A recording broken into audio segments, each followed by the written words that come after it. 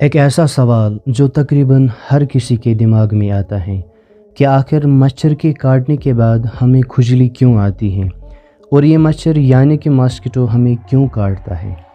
पहले तो आप ये जान लीजिए कि हमें सिर्फ फीमेल मॉस्किटो ही बाइट करती है और मेल मॉस्किटो हमें कभी बाइट नहीं करता।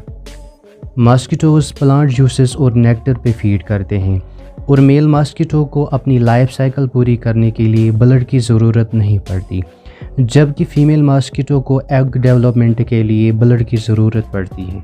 आपने एक और बात नोटिस की होगी कि जब मच्छर हमें काटता है तो हमें खुजली आती है और हमारी स्किन पर रेड इची बम्प्स जैसे बनते हैं। जब फीमेल मॉस्किटो हमारी स्किन पर लैंड करती हैं तो ये ब्लड को सक करने के लिए अपनी नीडल, जिसे प्रोबोसिस कहा जाता है, हमारी स्किन में इंसर्ट करती हैं। ये प्रोबोसिस असल में 6 पार्ट्स से बनी होती है। इन 6 पार्ट्स में से 4 पार्ट्स को स्किन और ब्लड वेसल्स में इंसर्ट किया जाता है और 5th पार्ट, जिसे हाइपोफेरेंक्स कहा जाता है, इस पार्ट की मदद से मॉस्किटो हमारे स्किन में सलाइवा डालता है, जिसमें मौजूद एंटीकोगुलेंट ब्लड को क्लॉटिंग से रोकता है।